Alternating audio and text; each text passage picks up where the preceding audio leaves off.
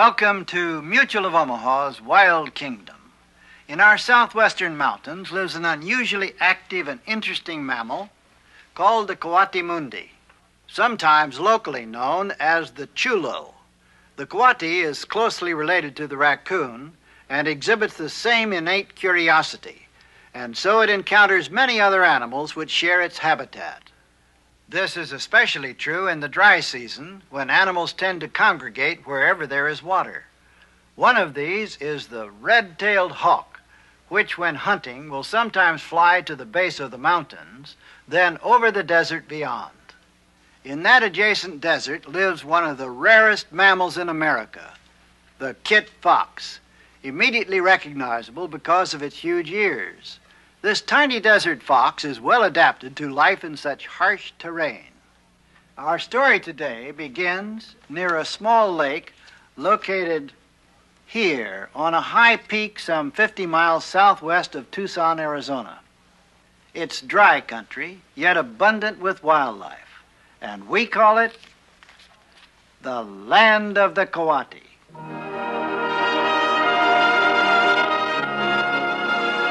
There is an aura of vastness and wildness and almost primeval beauty to the desert mountains of the American Southwest. Here, where expansive vistas of arid terrain seem to extend forever in all directions, one of the largest and most graceful of predatory birds in North America, the beautiful golden eagle, surveys his realm with quiet dignity. His keen eye, which misses little, detects the distant movement of a CoatiMundi near her rocky den, starting her casual wanderings of this day. She is part of a scattered troop of coatis which occupies this mountaintop. Before long, the eagle detects another movement, a second coati, beginning its day's rovings a little distance from the first. A third coati, lower on the plateau, has already decided there's no immediate threat from the eagle. Yet another one of the troop has often found insects to eat on this dead branch, but not this morning. As soon as he's able to satisfy the itch near the tip of his tail, he'll begin to look more seriously for a meal. The eagle doesn't come here so much to hunt as he does to quench his thirst from the only available source of water hereabouts during the dry season.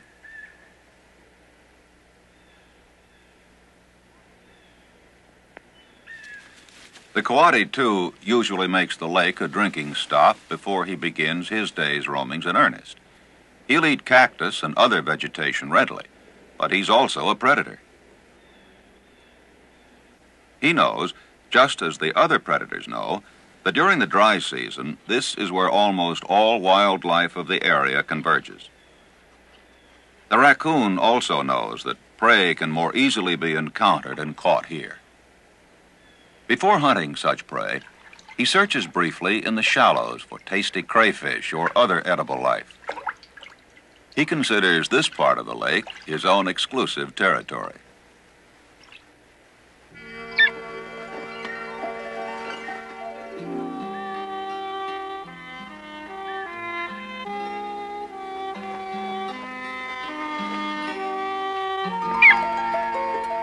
The isolated little lakes in these arid mountains of the Southwest are of tremendous importance to all wildlife.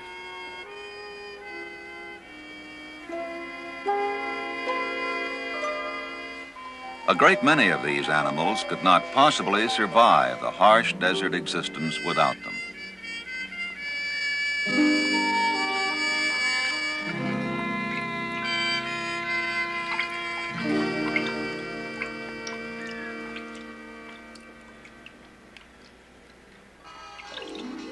The proprietary sense of the raccoon leaves little room for patience with what he considers to be intruders.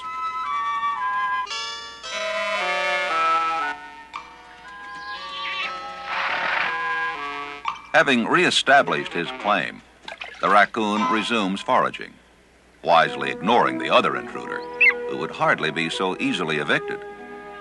The eagle will leave of his own accord as soon as he's thoroughly quenched his thirst. He'll spend his day soaring far above the desert peaks with majestic ease. And when he leaves, a smaller bird of prey, a red-tailed hawk nesting nearby, will dominate the skies in this lake area.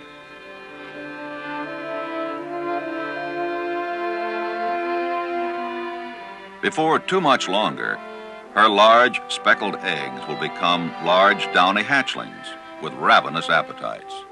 And then all of her energies will be concentrated on finding food enough to provide for them.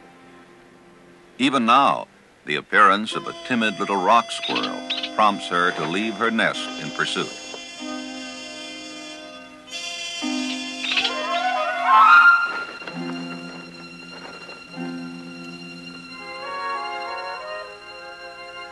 The little rock cavity in which the squirrel took refuge is shallow and a precarious haven at best.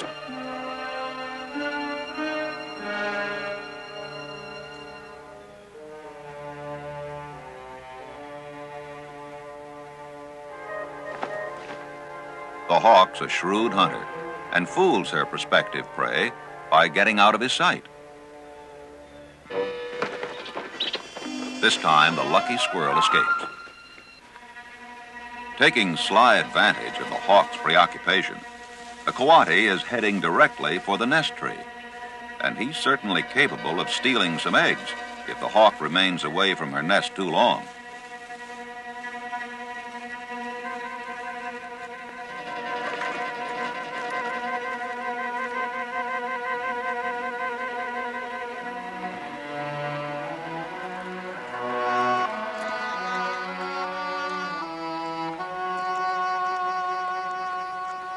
The coati's been detected now, and though the hawk's normally no match against these coatis, without hesitation, she speeds to defend her nest.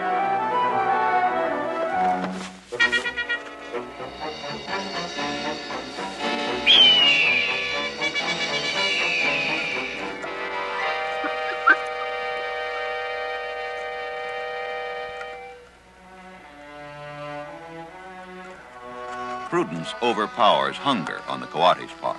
The reward is certainly not worth the risk of an attack by the bird. For the coati, there are less hazardous ways to get a meal.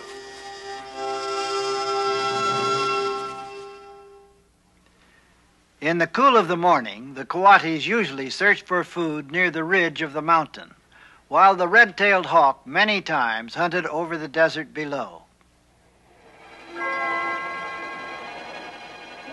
Up on the sloping rocks, a large female coati is looking for a meal and determined not to miss any opportunity which presents itself.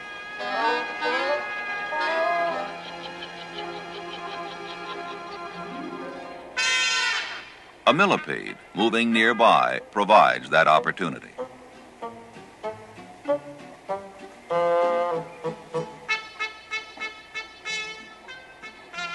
Oddly, the coati rolls the millipede under her forepaws against the rock with the same action she uses for removing the spines from cactus she plans to eat.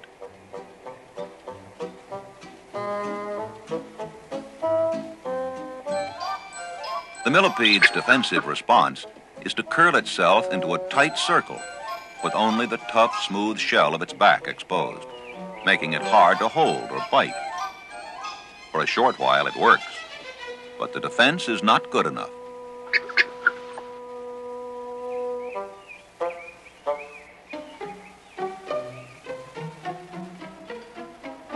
With hunger temporarily appeased, the coati's attention is caught by a movement of the red-tailed hawk at her nest.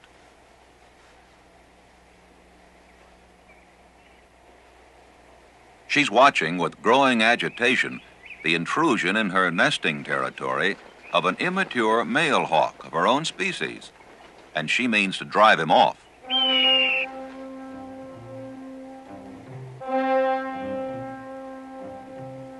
Almost at once, she dives steeply to gather speed for her attack.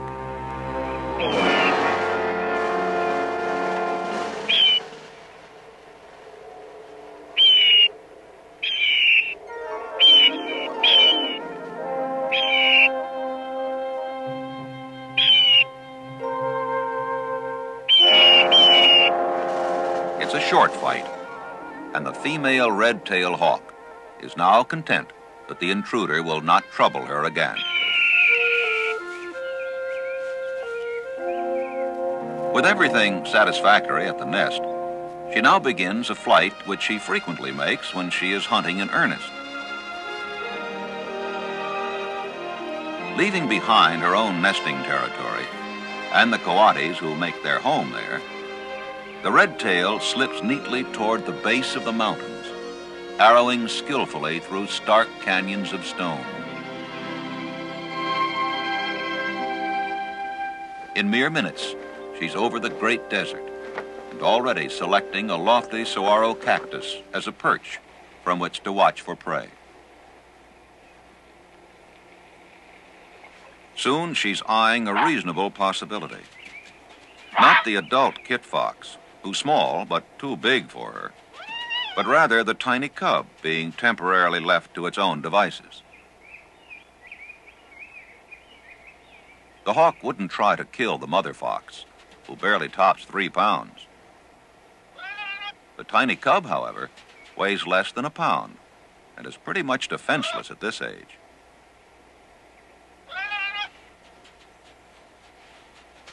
Unaware of the danger, the baby kit fox is to some degree protected by the bushes surrounding the mouth of the den. Also, the little mother fox, nervous about her cub, could easily kill a careless red-tail with one well-directed bite. At the moment, though, the fox is intent on finding her own prey. The horned lizard is something she's not tried before and seems to be an easy meal to catch.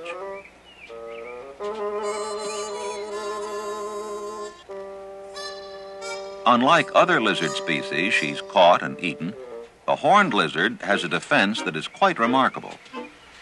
It doesn't depend on being able to run very fast or far for its protection, but repels an attacker through the strange process of squirting blood from its eyes. The blood may have a bad taste or smell. Somehow, the blood squirted from the lizard's eyes into the mouth and nose of the fox, as well as on its fur, has the strange ability to very quickly discourage any further biting by the attacker. The kangaroo rat is far more usual prey for the kit fox.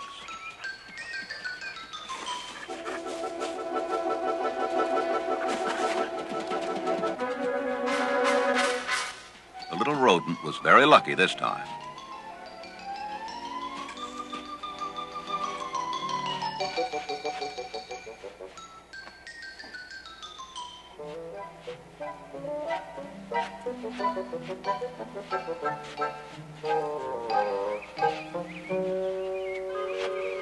No more successful than the fox has been, the hawk has missed its chance. Had the tiny cub strayed out from under the protective bushes instead of playfully digging at the mouth of the den, death from sharp talons may have been the result.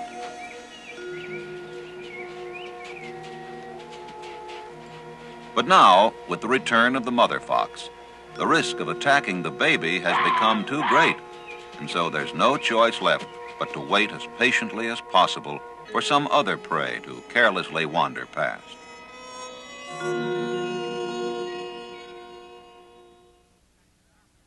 The lake at the top of the mountain attracted many animals each day, and as a result, the predators came into the area often, looking for easy prey.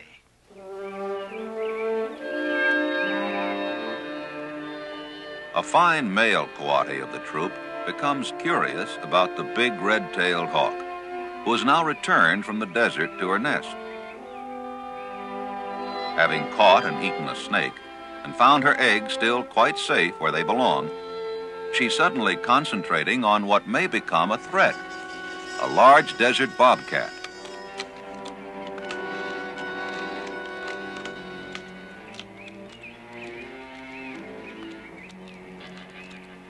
The big predator was simply heading for the lake to drink. But now, before satisfying his thirst, he decides to check and see if the big bird has any chicks. If so, the fledglings will almost certainly become his next meal.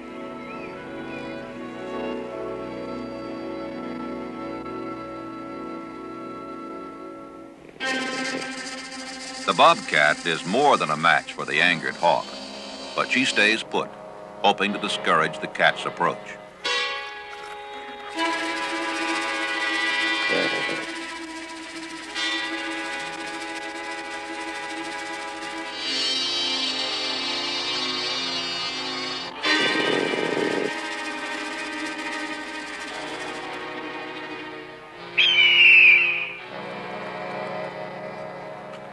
At last, he decides to call the bluff of the furious red-tailed hawk.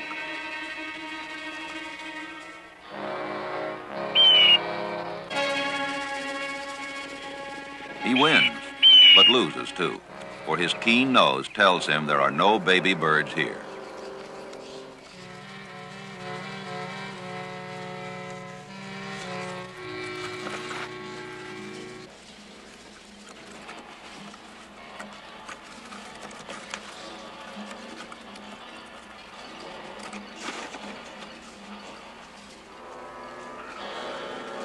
With the bobcat no longer a menace to her, the red-tailed hawk gets settled once again over her eggs and watches the activity of the coatis below. This one has a den in the cliffs, and the hawk sees something she hasn't seen before.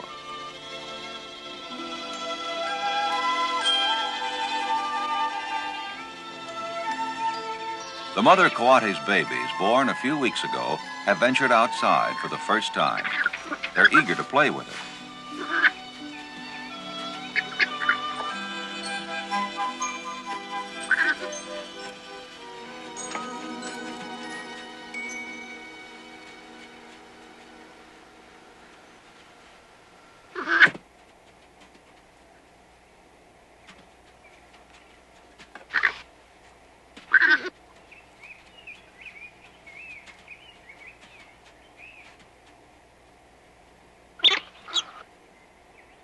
Soon, these cubs will be full-grown coatis and will become part of the troop which makes this area their home. But first, they've much to see and learn. The hawk watches their approach, and while the family of coatis seems to have no specific destination in mind, there is good reason to believe that once again trouble's on the way to her nesting tree.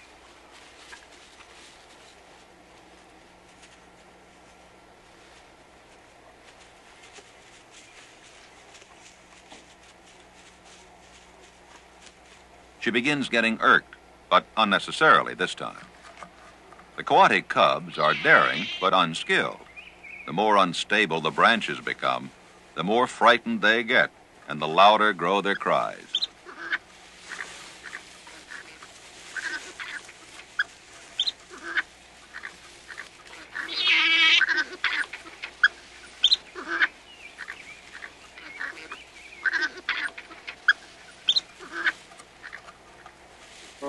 Their mother has come to the rescue.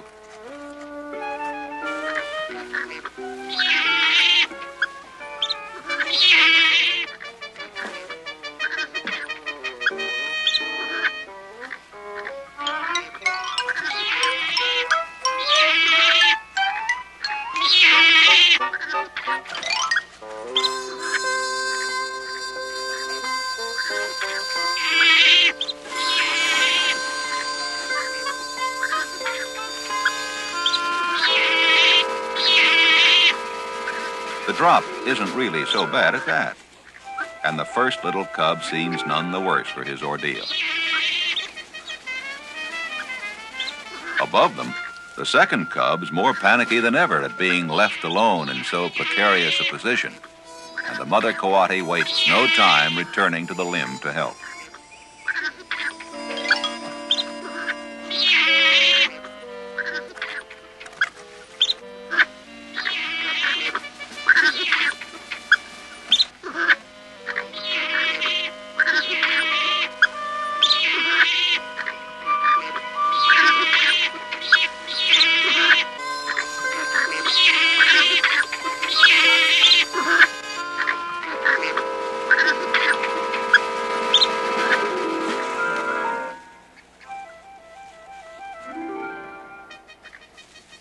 Now it's time for the Coati family to head back toward their den. The youngsters still excited over the day's brief outing.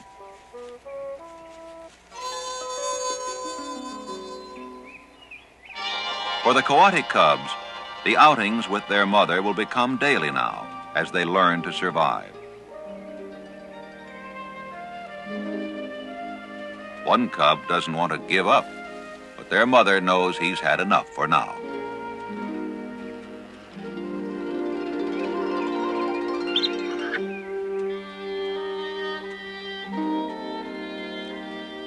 The runaway is a very tired little cub, and after a good meal of warm milk, he'll curl up comfortably beside his mother and sleep through the heat of the day. The time of such hot, dry days is ending with the coming of the rainy season. Soon the gathering clouds will be releasing their life-giving rains here, over the land of the Coati.